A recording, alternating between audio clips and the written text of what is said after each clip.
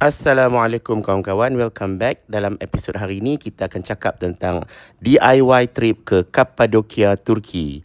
Okey, Kapadokia ni dia bukan satu bandar ya, dia satu kawasan atau wilayah. Ada beberapa bandar dalam tu.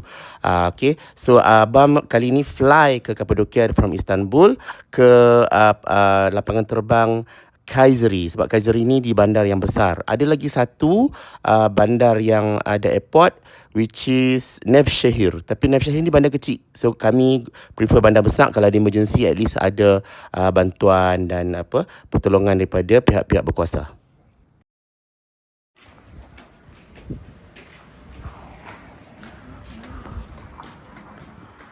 Dia cantik sana ya. Ni. Aku dah lagi. Dia ada tingkat tak? Dia tengok dah. Dulu lagi. Esok lah. Lagi lama. Okay.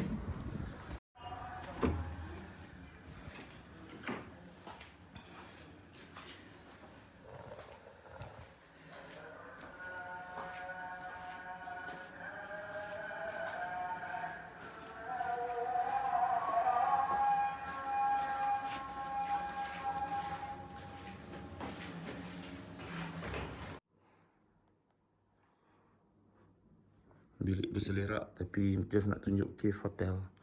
Ada jacuzzi yang tak pakai sebab sejuk. Sorry, bilik bujang berselerak. Okay, ada manusia bawah ni. Okay, jap tunjuk bilik air dia yang besar. Tak apalah, nak tunjuk saiz. Bilik air yang besar.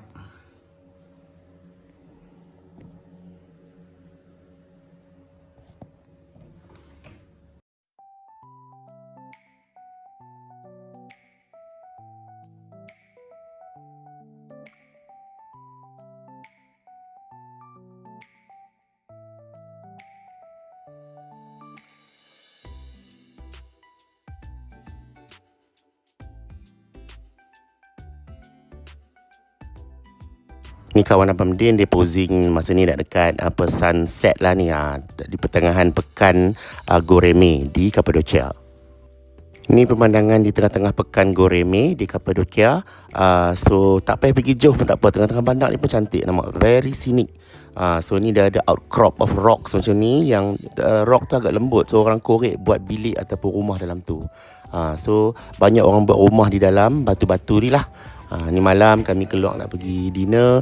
So mak abang pakai selimut sikit. So masa ni cuaca dalam 20 lebih macam tu lah. Untuk orang tua-tua mungkin sejuk sikit lah. Untuk orang muda okey je, nak pakai t-shirt pun boleh. Suasana malam kat bandar Goreme ni memang best. Banyak tempat lepak, banyak tempat chill, nak kopi ataupun nak makan. Sama ada makan kat luar ataupun kat dalam, okey, dua-dua best.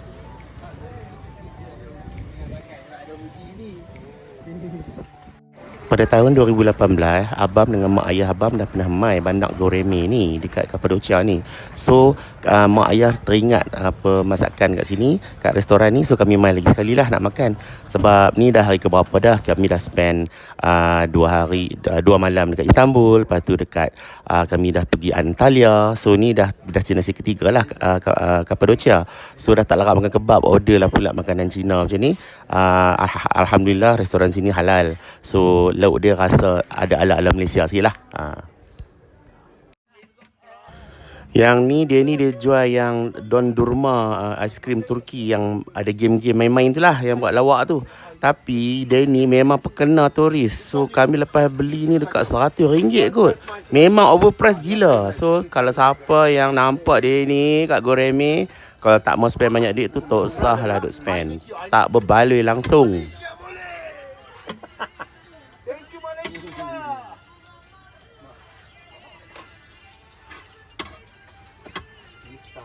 Jennifer Lopez.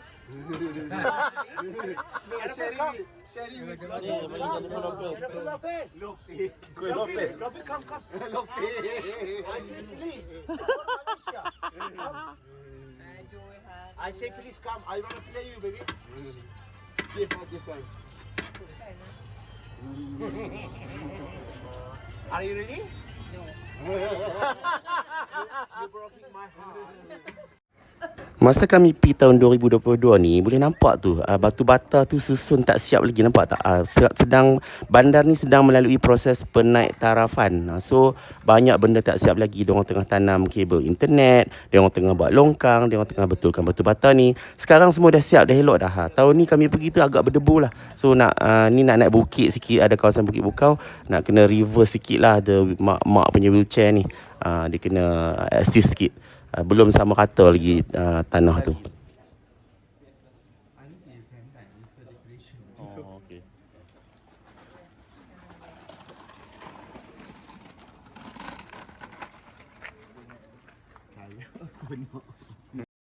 On the way nak balik hotel lepas dinner ni, mak bergambar dengan Fifi, isteri pada Akib, dan juga dengan anak dia Alisha Jamila. Okey, inilah pemandangan yang kita tunggu-tunggu bila kita mai duduk di Kapadokia ni. Balloon ni ialah dia punya branding lah. So, siapa yang mampu, silakan boleh pergi naik balloon ni. Harga dia antara RM750 dengan RM1,000 seorang. That's the price. Memang mahal. Tapi kalau siapa nak jimat, kat dari atas setiap hotel ni, dia ada pelantak. So, boleh naik tengok. Dia ada rooftop, flat rooftop. Nampak? Boleh nampak balloon ni dari semua arah. So tak semestinya kita spend a lot of money. Kalau nak save, just macam ni pun dah lawa. Okay, so you don't need to go on the balloon. Tapi memandangkan kita dah travel jauh, dah pergi all the way, so himpun duit lebih sikit, naiklah balloon tu kan. Kita dah sampai.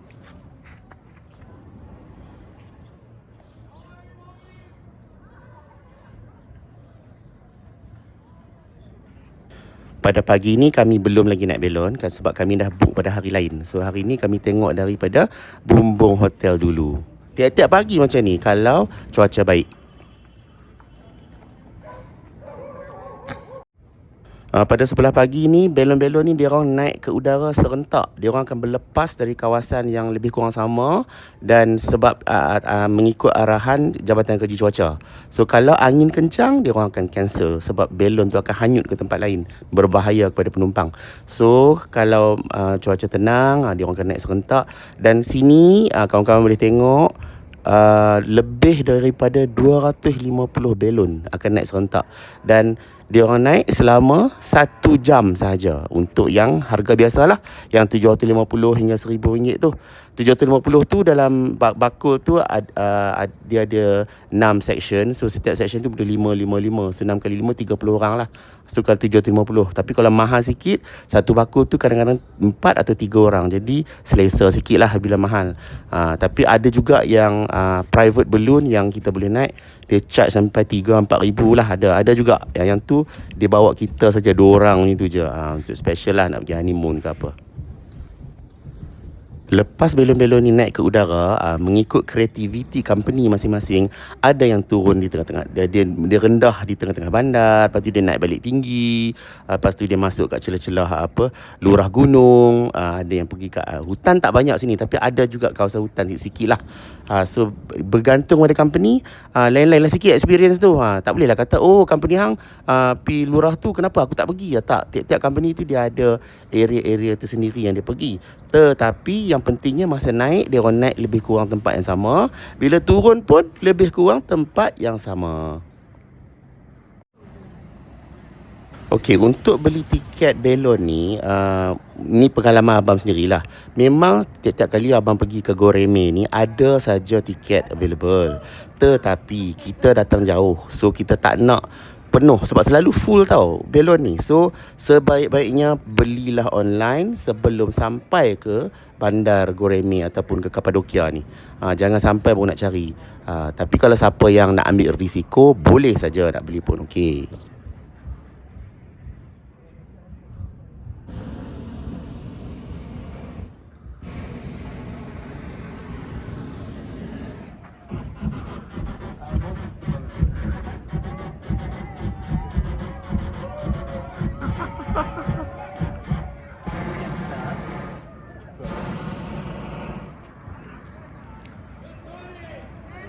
Morning.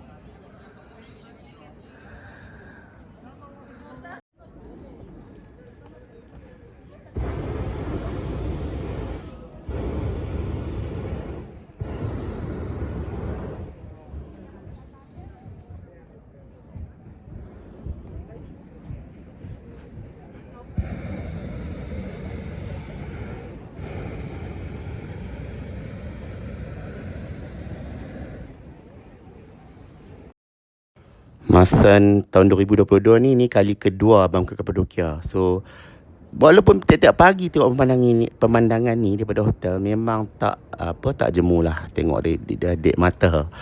Memang mesmerizing. Apatah lagi dengan langit yang cerah biru macam ni. Tak ada awan, very very nice. Ni kami sajalah bergambang. Tiap-tiap hotel ni kebanyakan ni mereka usaha untuk buat tempat bergambang atas bumbung dia orang dengan cushion lah apalah. So it's up to us lah to be creative and take photos from the top of the rooftop of the hotel. Dari segi keselamatan, ramai juga orang tanya abang, tak takut ke kalau jatuh? Abang mesti cakap, risiko memang ada. Macam kita naik kapal terbang pun, ada tak kapal terbang pernah jatuh? Jawapannya ada. So sama juga dengan belon ni, ada kes yang bakul tempat orang duduk tu jatuh ke bawah, pernah, dan meninggal, orang mati. Tapi itulah, ada risiko lah. Dan sebelum naik tu dia orang dah explain risiko tu. Jadi kalau nak naik baru depa ambil bayaran kita. Kalau tidak jangan naik. Dia kena isi borang. Kita kena bagi consent kita untuk naik tu. Tak boleh kita dah naik lepas tu takut nak minta duit balik, tak boleh. Tapi kalau kita dah bayar dan cuaca berubah dan cancel trip tu, then they will return the money. Itu sebab cuaca. Bukan sebab kita takut.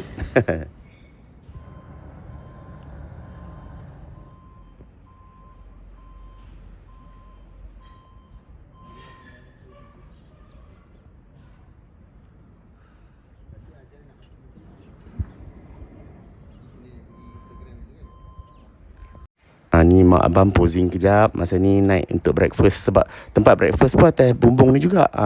Breakfast dekat Turki tak macam hotel Malaysia. Hotel Malaysia 6.30 pagi dah ada breakfast. Sana tak. Sana quite standard, semua hotel pukul 8 pagi. 8 pagi baru datang ke dewan makan. Kalau tidak dia tak bagi masuk ke dewan makan tu. So dewan makan ni memang on top of the roof. So masa tengok belon tu, belum buka lagi restoran ni untuk makan, untuk breakfast. Sebab belon awal pagi, subuh, dalam pukul 6 sampai 7. Yang ni pukul 8 baru start makan-makan. Ada macam-macam lah ni pilihan makanan Turki. The spreads yang wajib ada pagi-pagi, mesti ada some sort of sayur potong macam timun ke apa ke. Lepas tu ada roti-roti dia, buah zaitun tu yang banyak-banyak tu, buah zaitun sangat banyak, very good for our jantung lah. Ni tomato, sayur, dia orang ni kuat makan sayur and cheese, which is healthy lah, very good. Tapi makanan manis mereka pun boleh tahan jugalah, berdesing manis kalau kunafak tu. Tapi tengok ni banyak yogurt, banyak pickles, so banyak cheese. Siapa yang suka cheese, kira lah. Abang lactose intolerant, so makan sikit-sikit boleh, banyak tak boleh, sakit perut. Tembikai dia orang pun sangat juicy kat sini. Roti yang cakap lah, dia orang memang roti staple food. Rice number 2. So banyak cold meat, yang potong-potong semua halal lah, alhamdulillah. So ni kami breakfast pagi. So ambil gambar sat. Lepas tu barulah kami keluar jalan-jalan. Lepas breakfast kami ambil excursion. So menaik minivan, share dengan pelancong-pelancong lain juga. Kami bayar dalam 150-200 ringgit satu kepala macam tu.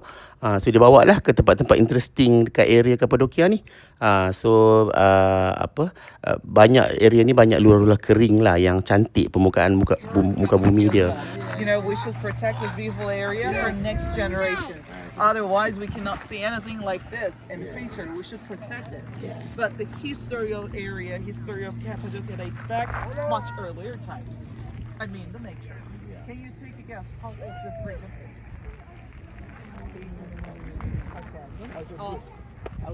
Millions. Dengar tak apa tu tourist guide tu kata apa? Kawasan ni dah berjuta tahun lamanya. Bukannya ribu. Walaupun cuaca agak nyaman, suhu dalam 20 macam tu, tapi panas dia sangat terik. So better pakai sunscreen lah yang SPF tinggi punya.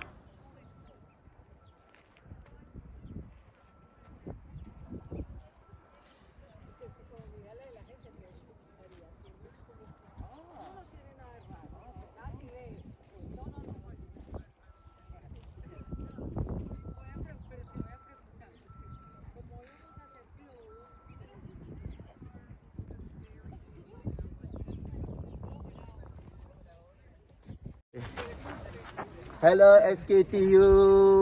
Hello from Cappadocia. We are at Cappadocia. Say, Alicia, yay! Alicia.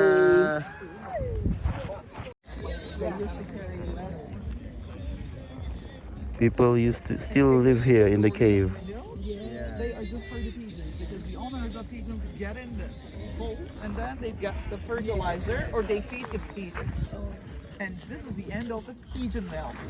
Later I will take you the beginning of the pigeon mill. It is amazing. You see lots of pigeons.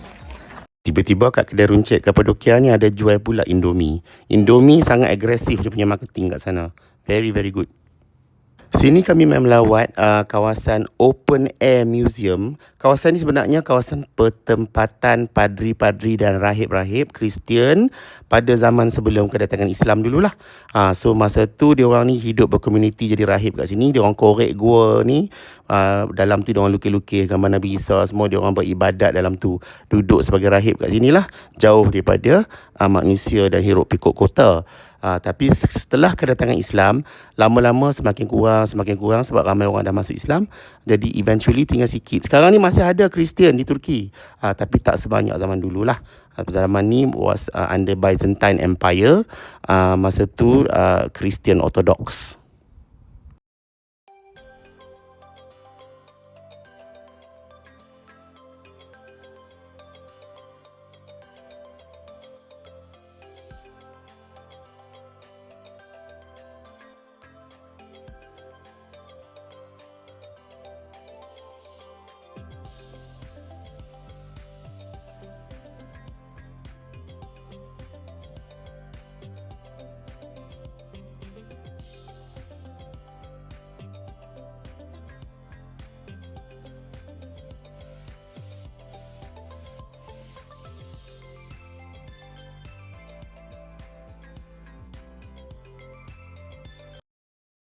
Lepas tamat lawatan ke Open Air Museum, kami terus bergerak ke bandar sebelah, bandar kecil je, nama Avanos.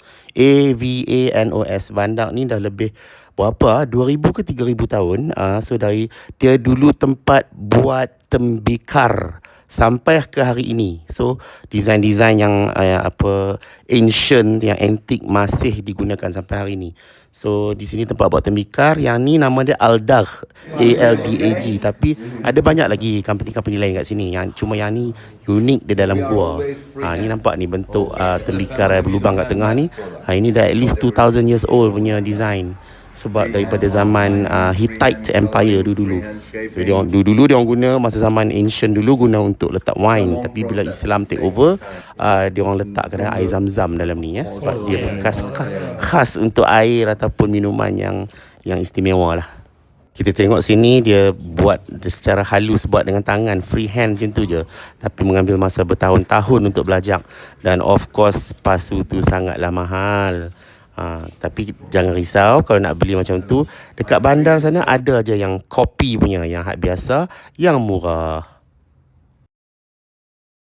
We're in Turkey. We make pottery like this brown one with this one. But for others, for ceramics, we use kaolin. This is basic Kaolin. soil. For regular quality, we use only this. But to catch top quality ceramics in Turkey, we call İznik quality. Nice in English. To catch that, we have to add some minerals. Quartz. Oh, it's quartz. Comes from very deep, semi-precious stone. We make powder, then we add in kaolin. Minimum 70%. As I told you before, for tile shapes, Yeah. we had 85%. Wow. That's why we call them stone tiles. Is it the same quartz for the watch? No. No, that's different That's type, different It's type. not with our company stamp sign, even present, I mean, guaranteed pieces, they can keep their artistic value, last forever. So after we get clays, we shape them. We use kick wheel and electrical technique. We do have them also, we will see. Then she gonna try it. And after shape them, we do twice firing. First one for bisque. Yeah. For bisque, I mean no design on it. We do it in 850 degrees Celsius for 12 hours. 12 hours. It takes 12 hours. 12 hours for heating and another 12 cooling. hours for cooling. Yeah, one day, yeah. And this plate showing us all stages. You know, this is bisque like this. Yes. Then outlining. Yes. No stencil, no copy paper as they do it. Then we put the colors, Coloring. mineral oxide, water-based colors we use. then covered with glaze, Glaze. all around. Yeah, We then- put into the kiln second time, but in really high temperature. The drawing is freehand. Freehand. Wow. So you can check them. So, I mean, in high temperature, glaze melts, get shiny. Fine. Yeah. As you see, colors comes through, get deeper, get bright. So glaze protects the color and design forever. Also, it makes the item functional. I mean, this piece is not just for display. If you like to eat and them even hot, safe. He has been doing almost 40 years experience. Wow. He's 50. He started when he was 10 actually. Start ages, teenagers. Oh. And before start, if you don't mind, this is our hospitality. I would like to offer you something to drink. We have Turkish tea, apple tea, Turkish coffee, Nescafe, something cold possible. Whatever you want, I can offer. Apple tea? Apple tea. Who wants apple tea? 1, 2, 3. Mama, what do you want? Turkish Turkish tea. tea. We're gonna have Turkish Okay. tea. 3 Turkish tea, 3 apple tea. How about this guy? Water. Oh, just water? Just water, thank you. Okay, I drink Turkish tea. And tea for it. Turkish tea is so good.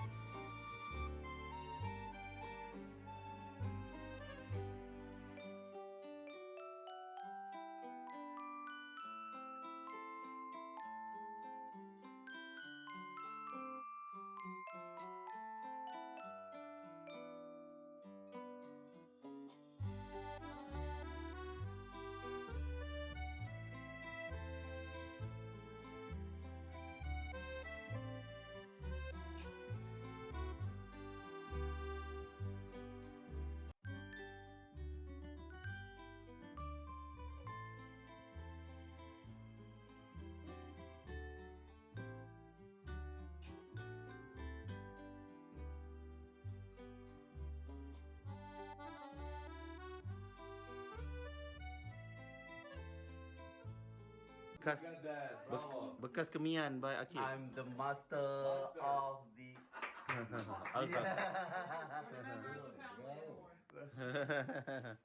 Okay, you can marry here. Why not? Now I can get married.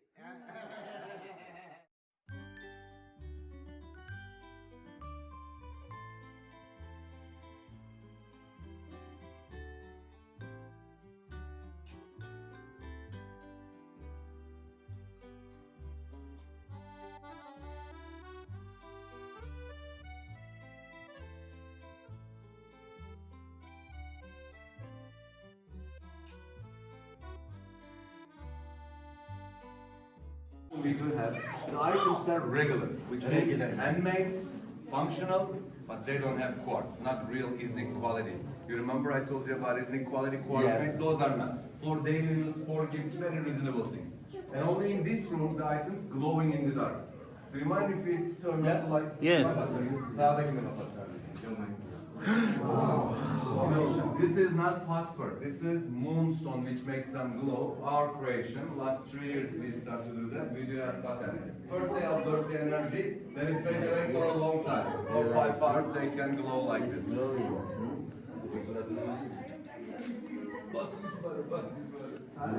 Aç oğlum. Glows in the dark. Aç. It's glowing, yeah. Finish.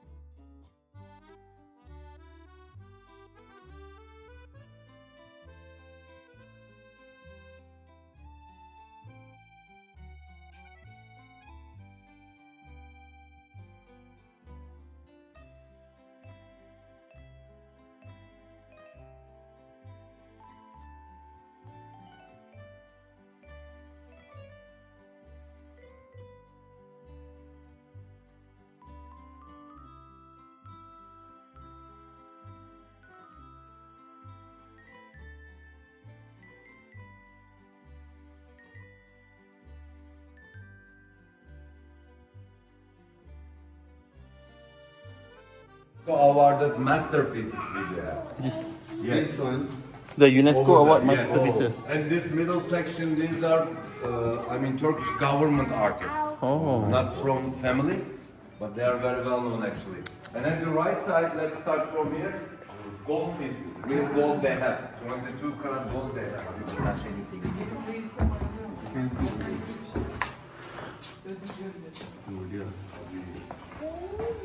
Wow, it's amazing.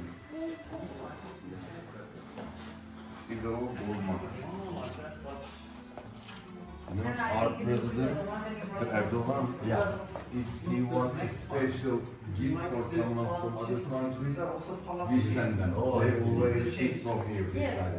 Yeah, No, this is elegant, very elegant. Very elegant. Compared to this one, this is very elegant. Yeah, that's why. No, this is better. Ini dah satu je letak kat rumah. Yes. By the way, this is gold medal. Oh, please, yeah, try it. Yes. Art fees are very.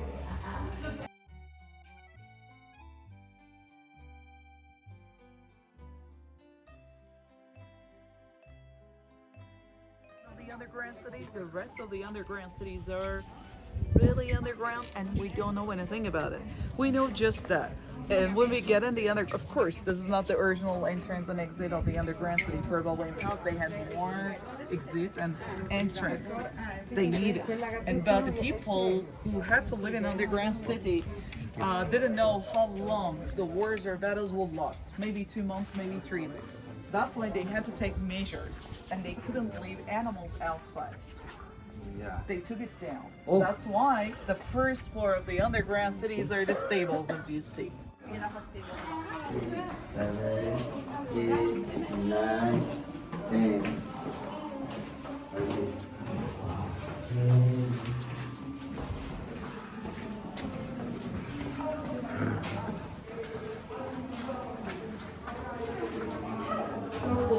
Yeah. This is the first floor of the underground city. As I told you before, the first floor of this underground city is a stable for the animals. You know, these poor people didn't have anything else other than animals. And they could not leave the animals outside. They had to take it down. You know, Cappadocia is the land of beautiful horses. They had horse, donkeys, sheep, lamb, chicken. All the animals were in the first floor, you know, from outside. Oh, yeah. They drop wheat, corn, rice, all the thing from the chimney, and they put it here. These are food storages. This is the easy way. You know, otherwise it will be so heavy and very hard to carry them back. So here you see 2 doors which are not open anymore. Actually, these are the entrance of the tunnels. Actually, we don't know exactly this tunnel where these tunnels are going. But as I mentioned before, it's say that most of the underground cities are connected to each other by tunnel. They line up. Can you imagine 1,000 years ago they did it? Yeah. They were like No machine. aliens, no How machine. long did they do it? So how line up Yeah. be on the grass. Easy. Not easy. You need to know the direction. Yeah. They were like navigators. They know Yeah. all kinds of things. This is so special because temperature is Yeah. always 10 degrees, Yeah. and you never need electricity or deep freezes. Yeah, true. Come. A bit fast. Come. Go. Full storage.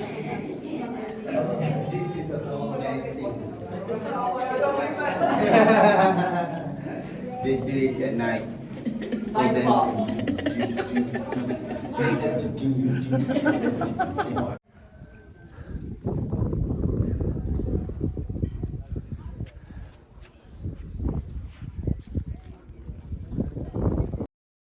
Mak dengan ayah abang dia tak turun lah ke dalam underground city tu sebab lutut dah tak larat nak apa tu turun anak tangga yang banyak. So duduk bersembang dengan Pak Haji ni kat atas ni, walaupun macam ayam itik bersembang, Pak Cik tu tak faham English tapi belasah je, boleh je faham juga. Guna-guna signal tangan je. Bersempatlah bergambak dengan dia sebelum kami bergerak ke destinasi seterusnya. Destinasi seterusnya ialah makan lunch. So the tourist guide bawa kami makan dekat restoran ni. Dia dekat tebing tinggi dalam kampung ni. So kalau pergi sendiri memang susah nak cari. So sebab abang dah pergi tempat ni tahun 2022, abang mark dalam location. So next round abang pergi cari sampai jumpa balik lah. So now almost setiap kali pergi abang akan makan kat sini. Tapi sini mahal sikit lah sebab dia restoran ni, tengoklah keadaan dia pun. Dia cantik, pemandangan dia lawa. Lepas tu dia datang serve kat table apa tu yang masakan lokal tu nama testi kebabi. Testi kebabi tu dia bukan babi, dia kebab lah. Tapi dia masak dalam tembikar. So kawasan ni kan kawasan tembikar. So dia masak daging atau ayam dalam tembikar tu, tutup dengan roti kat atas. Lepas tu bakar lah oven. Dia akan serve kat meja. So ni nampaklah pemandangan dari atas. Banyak sini memang area kering lah, macam semi desert gitu.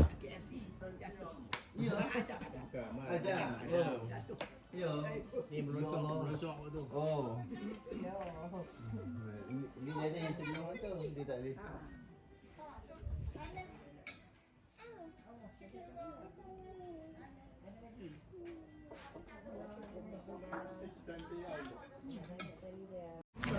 Okay.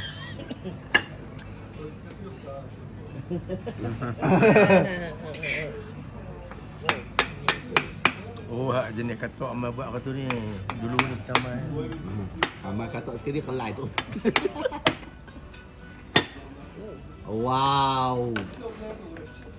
Tu apa?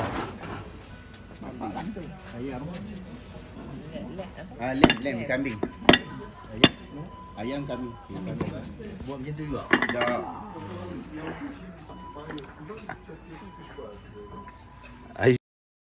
Ni nama restoran tu, Kavushin Depe. So siapa yang pergi Kapadokia bolehlah search ni dalam sama ada Google Maps ataupun dalam Waze lah.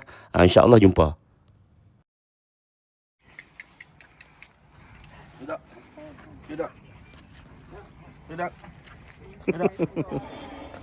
Duduklah. Duduk, kata duduk tak? Kata duduk tak ni? Jangan jilat. Dia ada bersin tu kat muka.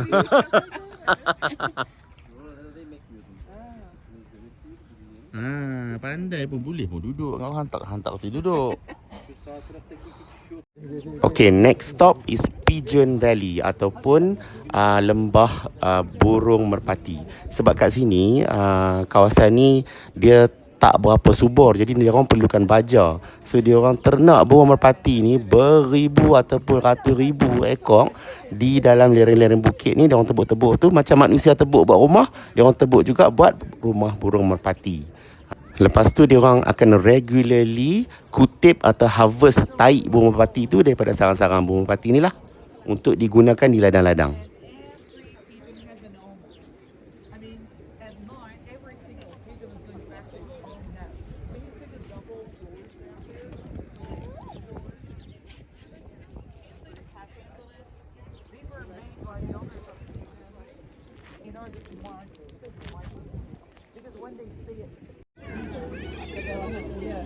Look at them rolling up for that. They are like 1,600 years old.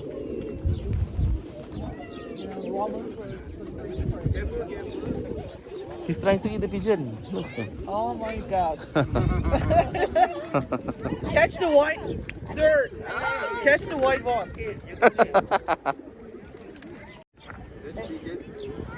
You remember I told you when the Philippines came here, they didn't have any tool or something to carry the rice out. They invented obsidian. Look at that. Obsidian looks like black onyx, like 10 times sharper than diamond. That's why 7,000 years ago, first brain operation made on a young lady, 23 years old.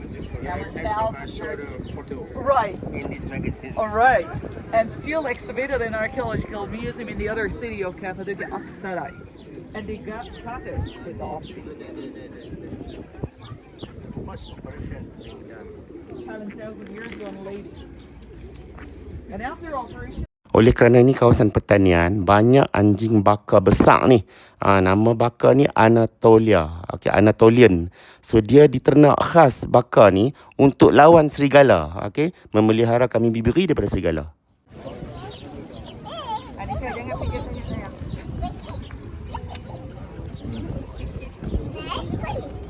Okay, tahu sini. Ni, ya.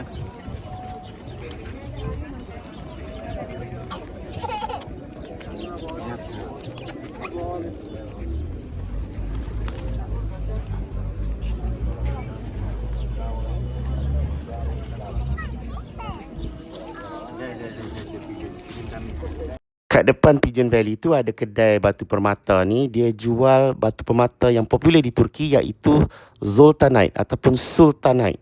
Batu ni dia bila kena cahaya matahari dia color lain. Bila kena cahaya lampu dalam rumah dia color lain. Dalam gelap color lain. Ni batu Zoltanite. Dia special. Ayah abang suka sangat cincin, so sempatlah beli cincin ni, batu Zoltanite ni satu. Okeylah, abang bergambarlah satu dengan our lovely tourist guide. Okay, at the end of the day, termasuk juga dalam itinerary lawatan kami ialah tempat last kali ni, tempat panoramik vantage viewpoint. Kita tengok daripada satu tempat ni pemandangan seluruh kawasan muka bumi Cappadocia ni. Tempat ni dia macam secluded sikit, tetapi memang ramai orang pergilah. Kalau kita nak pergi drive sendiri, kita boleh type dalam Google ataupun dalam Waze, tulis itu Goreme Panorama View. Memang tempat ni sangat lawa, pemandangan best gila. So oleh kerana itu abang menasihatkan pergi awal lah. So kalau macam sunset, kalau katalah sunset 6.30, kalau boleh pergi awal 1 jam setengah.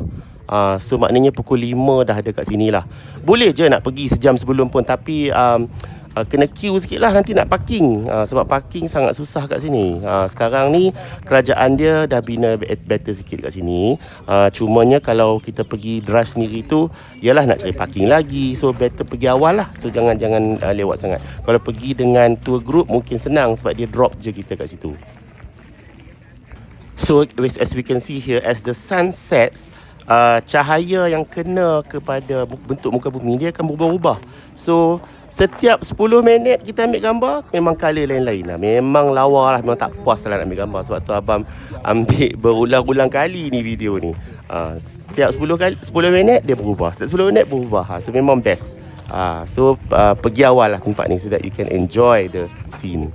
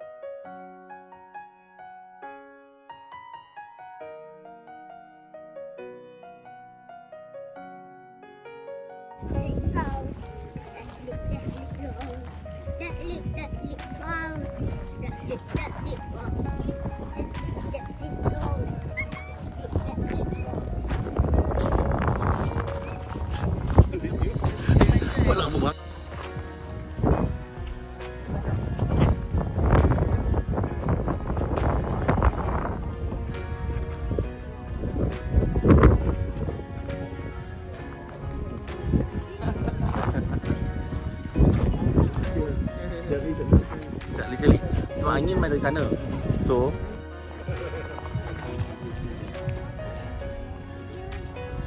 tak ada angin.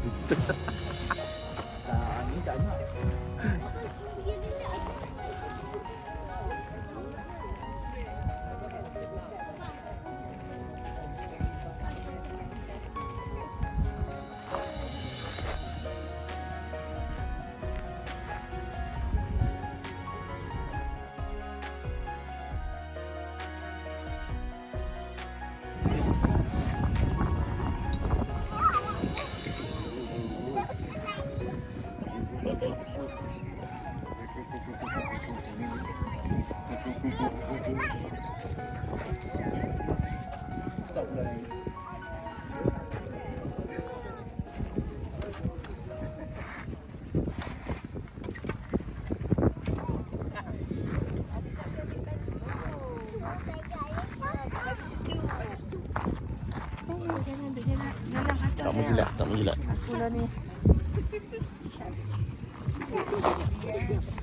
Anjing tu kencing ke muka dia, pun tak ada tambah tinggi.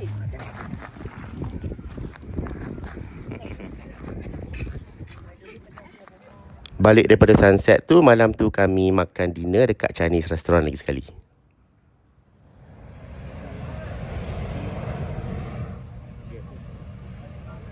Finally, hari yang ditunggu-tunggu. So, pagi ni kami pergi naik belon. So, kami ambil package yang ni, satu kepala RM800. So, harga range from 800 to 1,500 macam tu. Kami ambil RM800. So, satu bakul tu ada dalam 30 orang. Bakul tu dia bahagi 6 section. So, setiap section tu ada 5 orang dalam satu section. So, total 30 orang. Kalau awak bernasib baik, kalau kawan-kawan bernasib baik, hari tu tak ramai orang. So, jadi kosong lah sikit bakul tu. Tapi kami pergi ni memang penuh orang lah. So, setiap section ada 5 orang. So, ada 6 section. So, 5 kali 6, 30 orang total.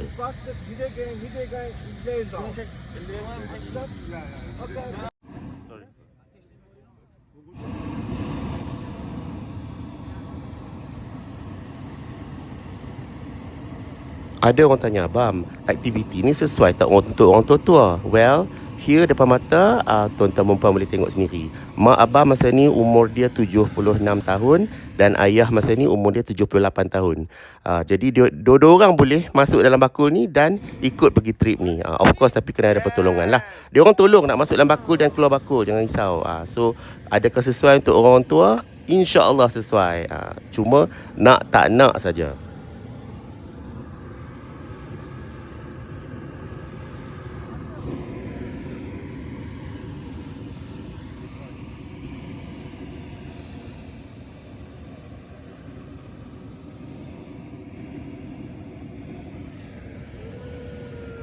Masa ni belon ni dah bersedia untuk berlepas.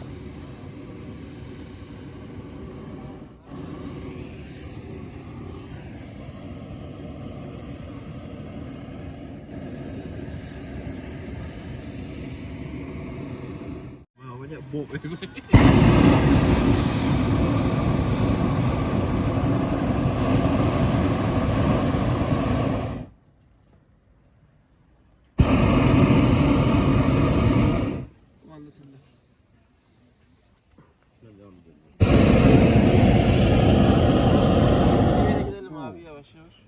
Banyak lagi.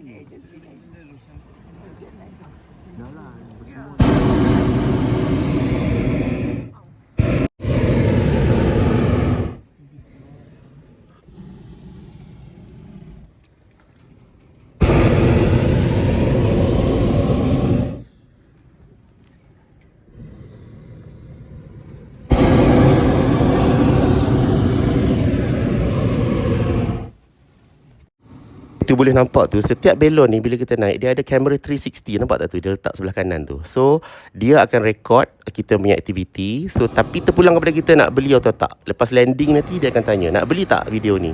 Kalau tak silap abang dalam $20 macam tu. So, siapa nak beli, tak nak beli pun tak apa. Tapi, video dia quite nice lah.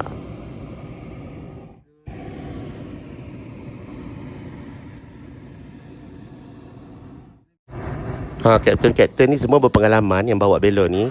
Ni nampak sengaja je dia lagakan belon kami dengan belon sebelah tu. Sebenarnya tak ada apa. Sebab lembut kan, so tak ada apa. Jangan risau. Dia orang saja nak bagi kita suspense saja. So that's part of the gimmick lah yang dia orang buat. So semua belon ni naik almost serentak antara satu sama lain. So dia orang naik in stages dan very very slow. Semua boleh kata almost all terbang ke arah yang hampir sama. So, bila kita naik belon ni, apa pakaian yang kita patut pakai? Pakaian tebal ke? Pakaian nipis ke? Okay, masa Abang P ni bawah bulan 9. Bulan 9 kira musim luruh lah. Cuaca dalam pagi macam ni, cuaca dalam belas-belas temperature. So, kita ingat, of course lagi nak pakai baju sejuk kan? Sebenarnya tak sangat. Sebab bila once dah dalam belon ni, kan dia ada api tu untuk naik tu. Setiap kali dia tarik api tu, actually panas. So, terpulang pada diri sini nak pakai jaket tebal ataupun jaket nipis pun tak apa. Macam abang sendiri, abang pakai jaket nipis. Tapi ada juga orang pakai jaket tebal kat sini. Cuma jangan duduk bawah api tu lah. Duduk jauh sikit daripada kapten tu. Tidak panas.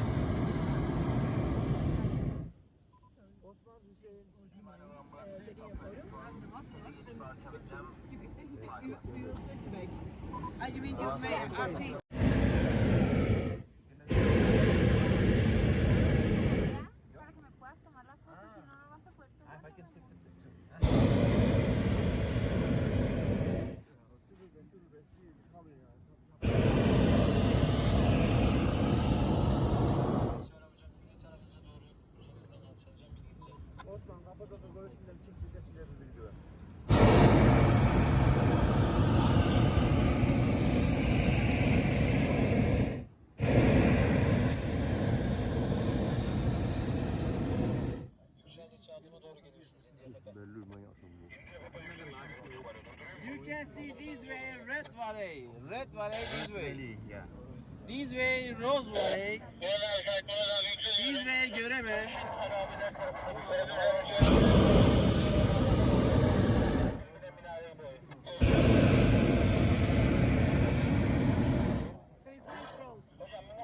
Red valley.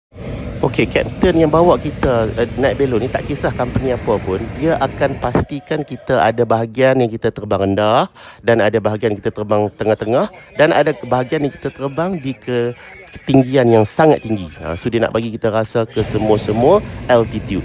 So memang tak payah risau lah, semua belon akan buat macam tu. Video hak lari-lari tu. Buat video. Kita semua. I don't know how to do. Ambil je lah. Tak boleh kat sini ambil. Jatuh lagi.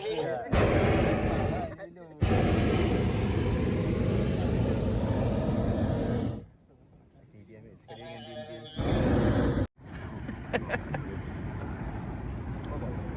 dengan diam-diam. Está cerca de la iluminación, no sé qué. ¡Wow! Fíjate un buen móvil. Nos cuesta una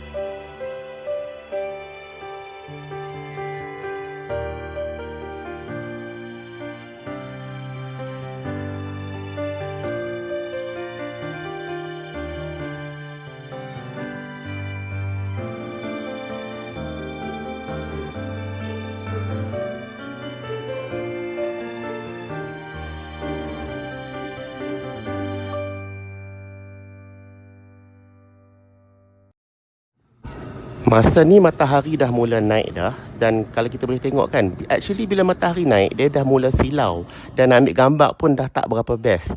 Yang paling best tu masa just before matahari naik. Dia ada sinar-sinar matahari kat ufuk tu, dekat horizon. So kita ambil gambar, that is the best time. Once matahari dah naik ni dah cerah, dia macam dia jadi biasa dah lah.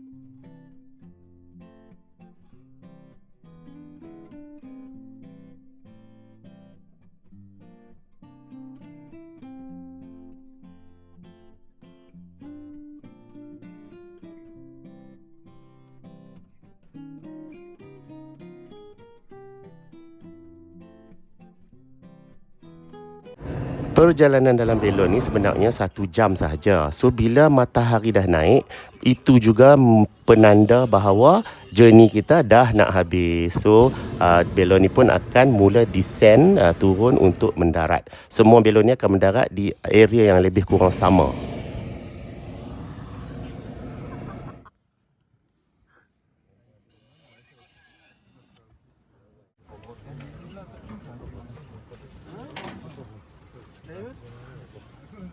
Turun terus atas lori.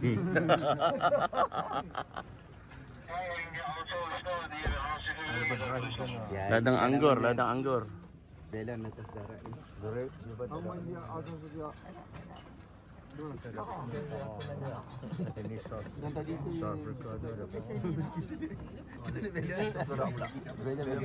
Belon bergerak atas tanah. Two in one. Two in one, two in one. Balloon safari.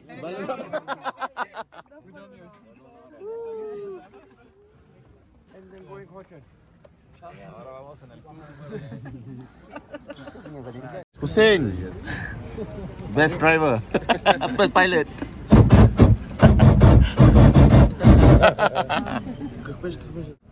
Tamam abi.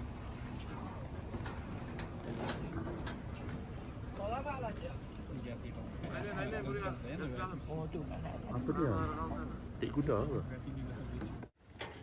Bila kita dah sampai di kawasan lapang, kita dapat menyaksikan seluruh proses dia orang mengempiskan belon ni daripada belon nak kembung besar tu jadi balik macam mana asal sebelum kita fly tadi tu.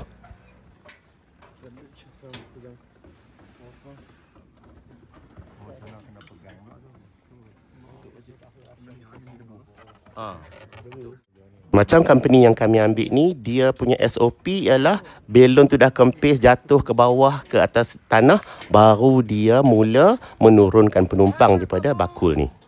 Bye-bye balloon.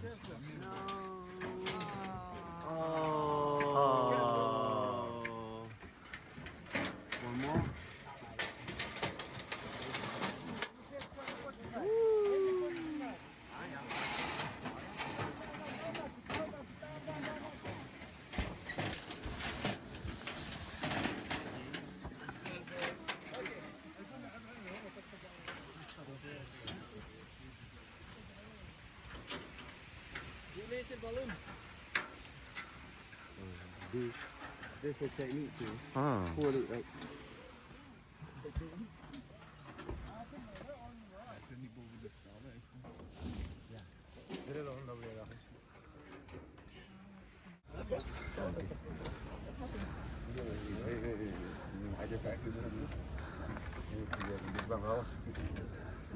Pusing lu, mak pusing lu. Ni kaki ni jaga. Ha, baring je.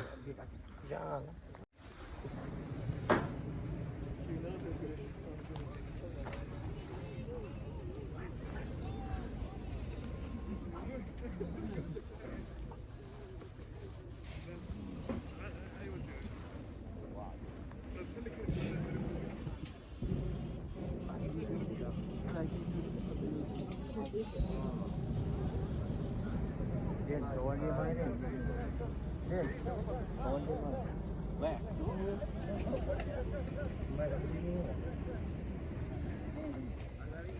Projek mereka bang.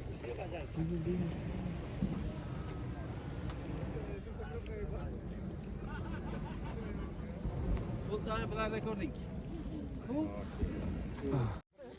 Lepas dah settle, dah bungkus semua belon tu, so diorang akan sediakan some refreshments lah. So ada champagne lah, ada sparkling juice lah, ada pun apa minuman ringan pun ada juga. So dan diorang akan bagi kita setiap seorang sijil yang kita dah menaiki belon. Nah, tu yang best tu.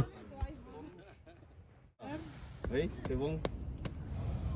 Okay, 1, 2,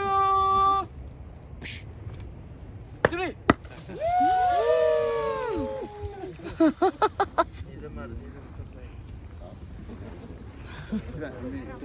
Everybody local champagne, Kapadokya local champagne, non-alcohol. Oh, okay, good. Cherry and peach mix. Oh, okay. Free aku. Thank you so much to our captain Hussein for such a wonderful flight. Sempat ambil gambar family dan kawan-kawan satu sebelum balik.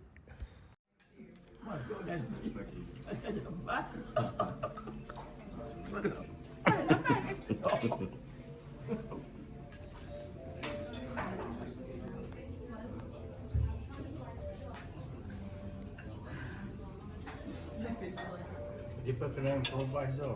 Apa dia? Tu apa? Tangga net tu apa tu? Belun apa semua tu. Ya.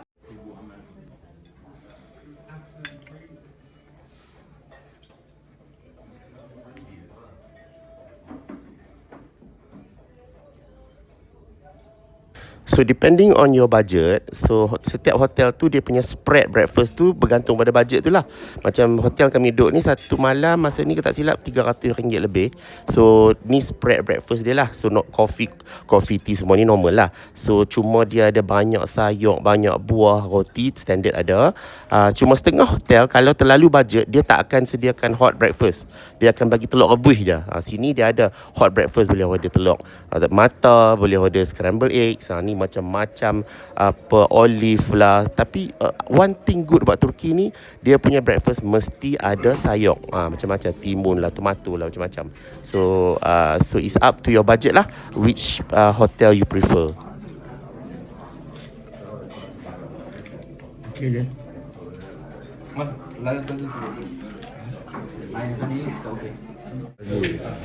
So lepas bangun tidur, kami pergi lunch kat restoran ni kat tengah-tengah bandar Goreme. Alamak, tapi tak ingat lah nama kedai ni. Tapi kedai ni sedikit mahal lah. So a bit more expensive than our normal food. So tapi tak apalah, hari ni kami just pejam mata, just nak try local dish yang berkualiti sikit. Hotel ni actually, restoran ni actually malam lebih ramai orang. Sebab dia orang serve steak juga, tapi kami tak makan lah steak kat sini sebab memang mahal. Area Turki ni kalau nak murah, makan lamb. Sebab kambing di mana-mana kami bibiri. So lamb dia memang sedap. Ni dia punya steak lah. Orang Turki ni actually tak banyak sangat makan beef. Dia banyak makan lamb. Sebab banyak ternak biri-biri. Seperti biasa, lepas habis setiap meal, dia akan bagi tea. Dia jangan bagi kopi, dia bagi Turkish tea. Turkish tea ni hampir semua restoran akan bagi percuma je lah lepas kita makan. Lepas lunch, kami jalan-jalan sikit kat bandar, ambil gambar. Lepas tu actually, kami dah selepas solat Zohor dengan asar jamak, kami pun naik kereta, kami sewa kereta dan drive di antara bandar-bandar kecil kat sini. Kereta sewa ada je dalam bandar tu. Kalau nak Google saja, memang dia orang ada a few companies yang provide. Tapi janganlah, tak ada lah kereta mewah-mewah sangat. Ni kereta simple je. I think kami ambil masa ni Toyota, kalau tak silap.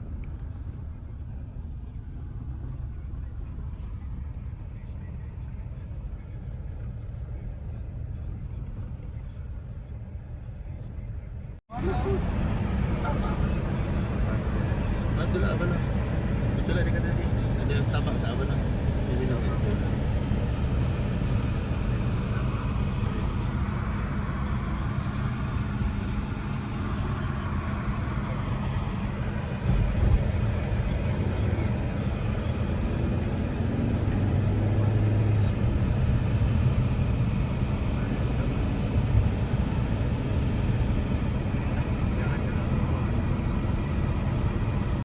Okey, ni adalah natural rock formation yang terjadi akibat weathering ataupun lulu hawa oleh angin.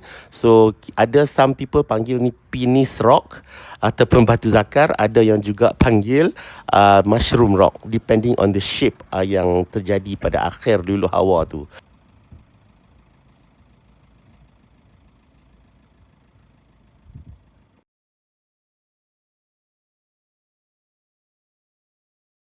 Ni sebelah petang kami singgah di Bandar Avanos. Kalau ingat tadi awal-awal video tadi kan tempat yang buat tembikar tu, ni kami datang balik ke bandar ni. Dia kecil je bandar ni. So kami park kereta kat tepi jalan, lepas tu sini happens to be maksudnya ada Starbucks kat sini.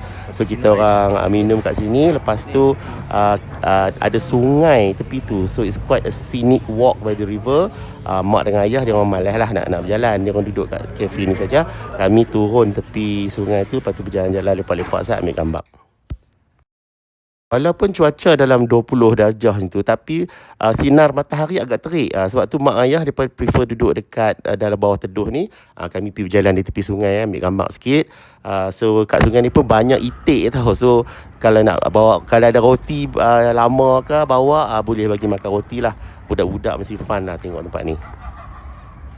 So pekan yang kita nampak tu, di sebelah sana tu jambatan, sebelah kanan tu pekan Avanos lah. So sungai ni sangat penting sebab dia menghasilkan sejenis tanah liat yang sangat istimewa untuk membuat tembikar yang berkualiti. Sebab tanah ni daripada desert persekitaran tu, lepas tu dihakis dan dibawa masuk ke dalam sungai oleh air, dan campuran tu sangat baik untuk buat tembikar.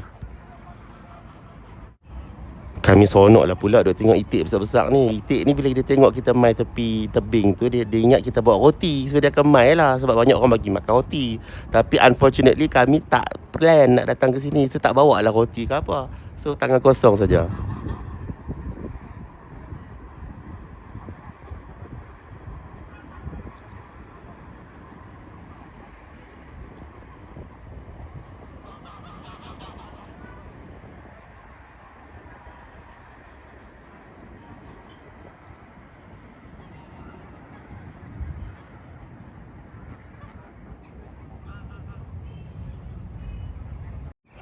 Ni kami acah-acah dengan tangan je. So Etik tu ingat kami ada roti.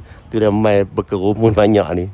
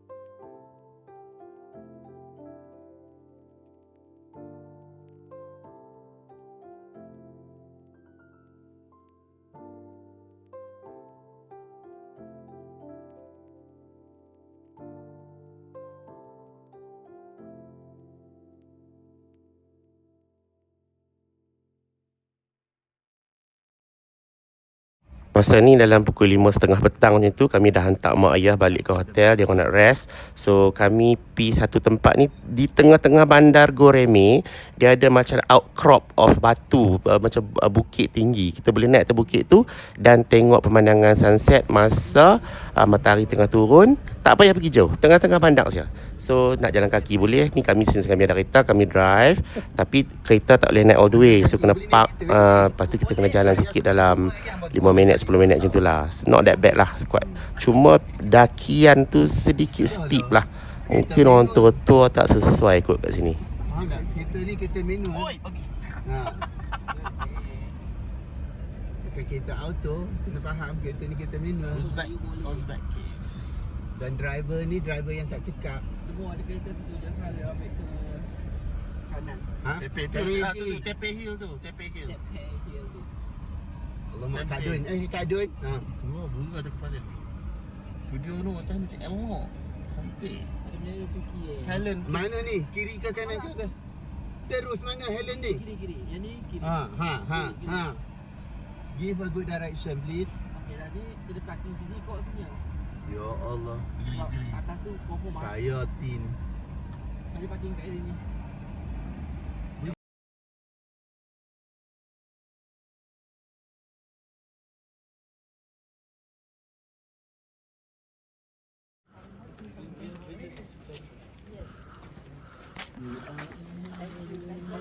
Kep.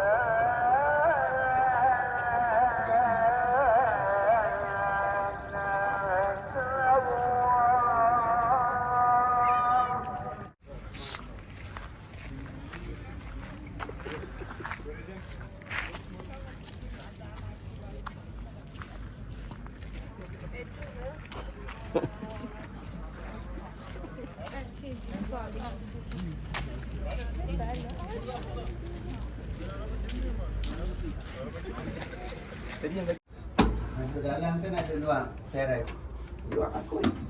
Terus sikit juga. Sudah sampai.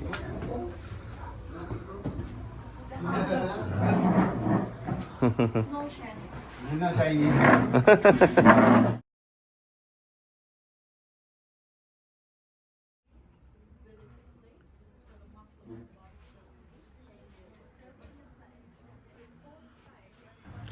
Restoran Cina ni dah jadi favourite mak ayah. So almost every day lah kami main dinner kat sini.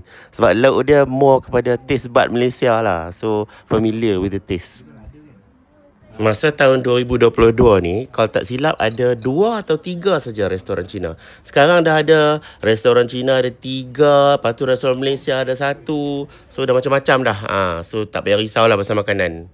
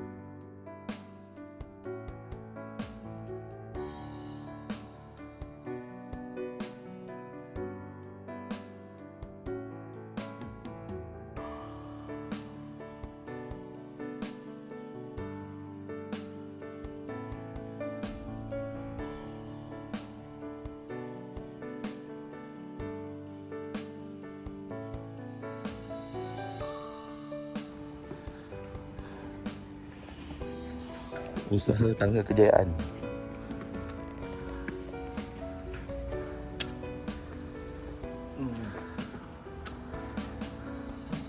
Pada hari berikutnya, kawan abang yang Akib tu, isteri dia tak apa sihat sebab cuaca di Kapadokia ni berabuk. So, dia macam tak apa sihat, susah nak bernafas sikit lah. So, kami bawa dia carilah klinik kerajaan. So, jumpa klinik kerajaan ni di bandaraya terdekat iaitu Nefshahir.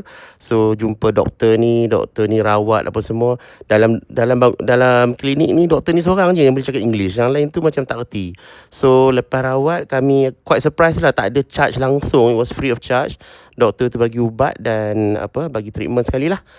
So, lepas tu Alhamdulillah okey sikit. Memandangkan kami dah ada dekat situ, kami ambil peluang untuk jalan-jalan lah tepi tu. So, ni tempat ni sebelah je klinik tu. Dia satu bukit atau gunung yang ditebuk oleh orang dulu-dulu untuk buat rumah dalam tu. Sebab kan bukit tu lembut kat sana, tanah dia lembut. So, ini nama dia Kaya Shahir. Kai Shahir lah sebut dia. So, ataupun translate as Rock City ataupun Rock Town. Ni masjid atas bukit tu, ada satu masjid yang kecil. So kami ambil kesempatan untuk lawat area ni. Dekat kawasan yang sama ni pun, sebab kawasan ni dah lama sebelum Islam. So ada jugalah churches, gereja yang dikorek ke dalam gunung tu, dalam bukit tu, dan juga tempat-tempat rumah hermit, rumah-rumah rahib Kristian dulu.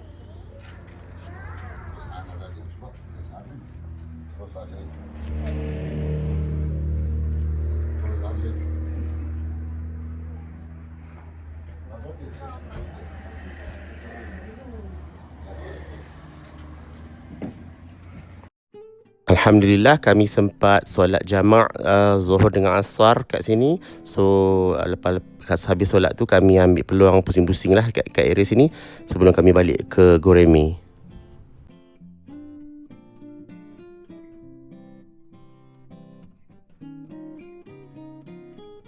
Tengok papan tanda ni memang kita tahu area ni memang kawasan yang sangat bersejarah, dipenuhi dengan peninggalan zaman Rom dan zaman Kristian.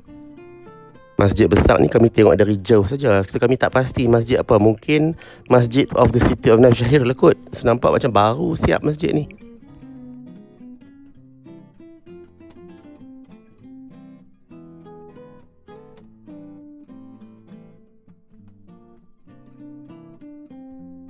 Ni kami lalu dalam tengah bandar Nafshahir, so saja ambil gambar pemandangan lah dalam bandar.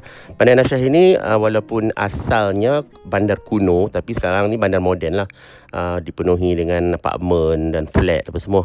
Sini boleh nampak sini pertempatan yang moden. Sedangkan keadaan sekeliling-keliling tu kalau bandar Goreme semua bandar rumah kecil-kecil. Sini rumah besar sikit lah. Balik tu kami sempat singgah kat restoran Cina ni, tapau nasi goreng sebab mak ayah ada kat hotel, dia pun malas nak keluar.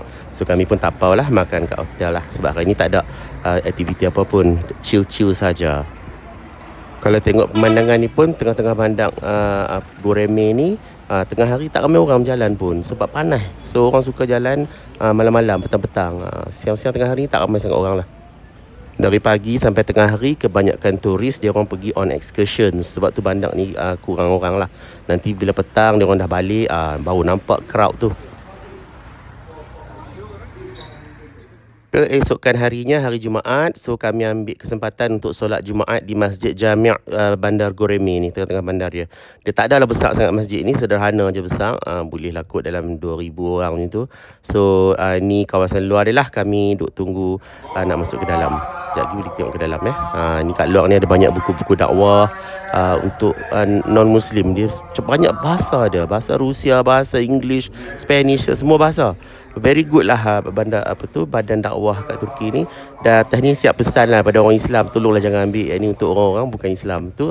Dalam bahasa Melayu pun ada.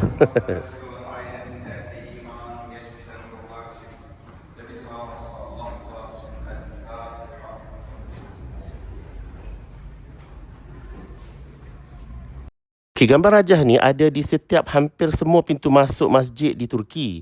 Apa yang dia nak cuba terangkan ialah kenapa kita ada 4 mazhab. So mazhab di Turki ni mazhab Hanafi. Dia orang waktu masuk asar dengan waktu masuk subuh lebih lewat sikit berbandingkan mazhab-mazhab lain. So sebab tu kalau kita pergi Mekah waktu asar tak ramai sangat orang yang mazhab Hanafi semayang. Mazhab Hanafi adalah termasuk orang Turki, orang Pakistan, orang India. Kalau kita pergi waktu asar di Masjidil Haram dia agak longgar, orang tak ramai. Sebab orang yang tegar mazhab Hanafi dia percaya waktu asar lambat sikit. So contohnya kalau waktu asar, waktu mazhab yang Syafi'i, Hambali dengan Maliki masuk pukul 4.30 petang, asar dia masuk pukul 5. Dia setengah jam ataupun 25 minit lebih lewat. Jadi gambar rajah ni cuba nak terangkan itulah.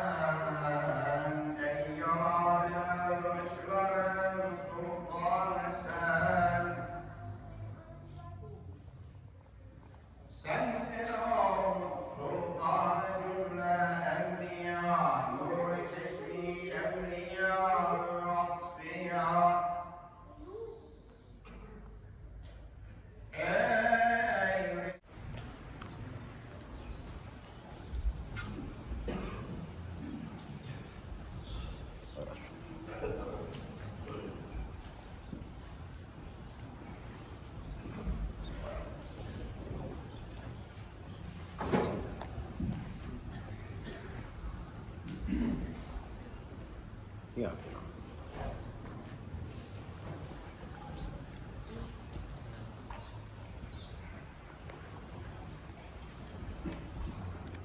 Alhamdulillah kami selesai menunaikan solat Jumaat di Masjid Jami' Goreme. Kawan abang sempat berselfie dengan Tok Imam. Nampak buah seling abang. Boleh tak? Is it possible to do that? Oh, nerede?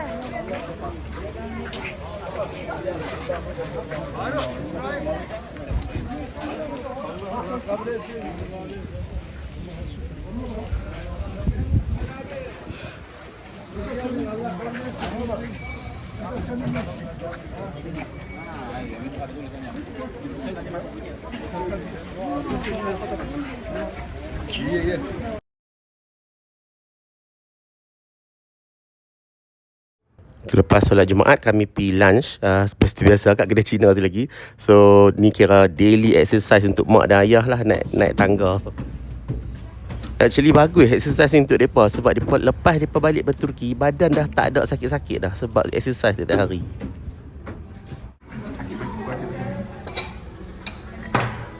Yelah, ini nasi ni.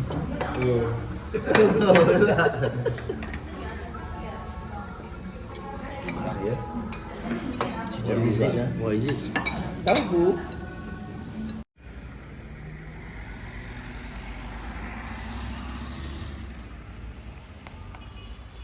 One good thing about Turki ni, tak kira di Istanbul ke tempat bandar kecil Goreme ni ke, dia banyak ATM machine lah. So ATM machine setiap bank tu dia beratok bersusun elok je ni. Pilih je nak guna yang machine yang mana.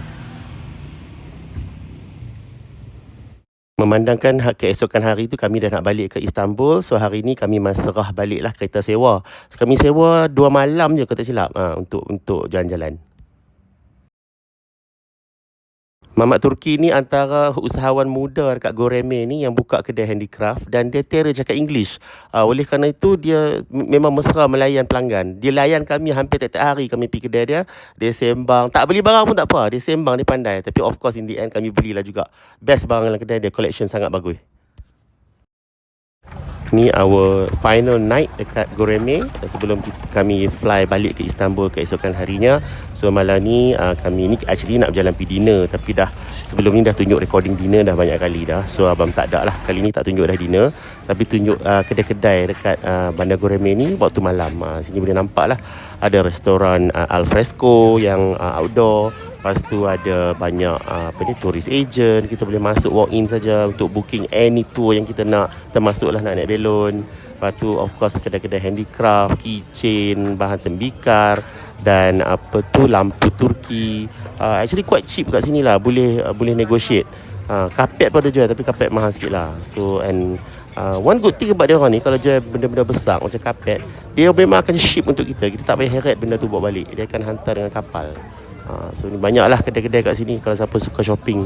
Tapi itulah jadi hal pula nak heret daripada sini nak pergi ke Istanbul.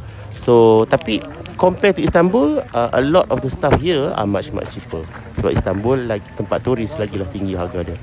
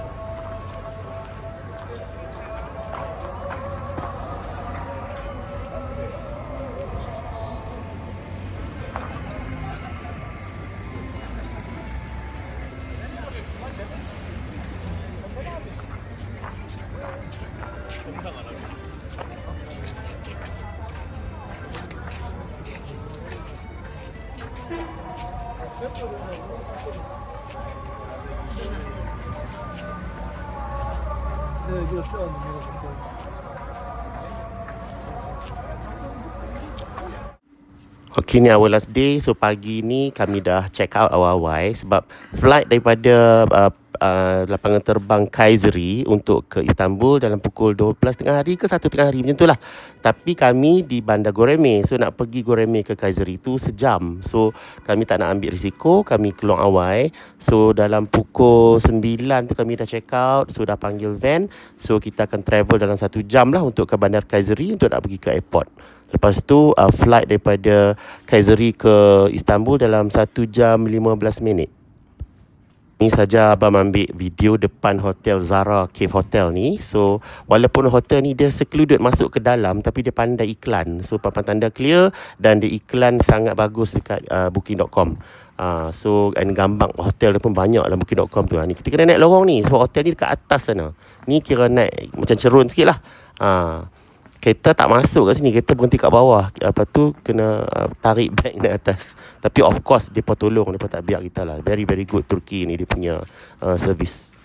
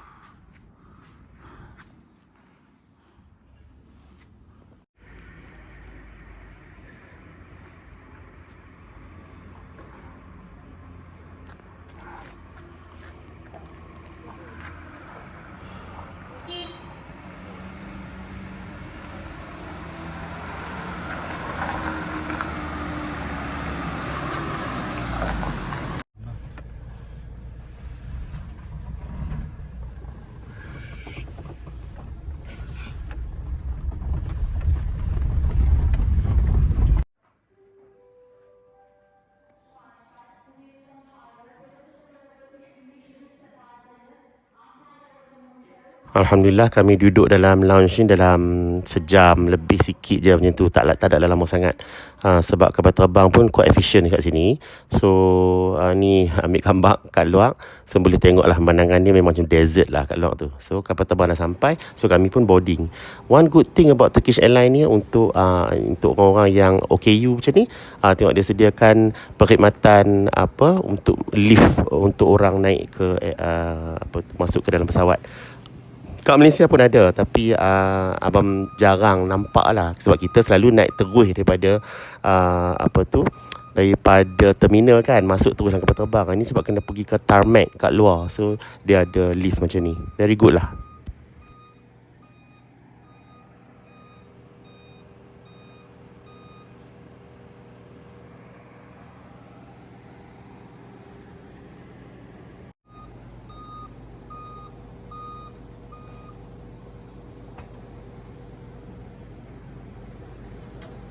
Alhamdulillah semua dah selamat naik dalam lift ni. So dan dimasukkan ke dalam pesawat dengan selamatnya.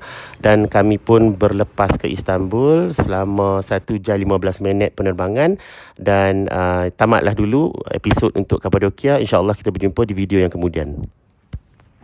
Terima kasih kerana menonton dan Assalamualaikum.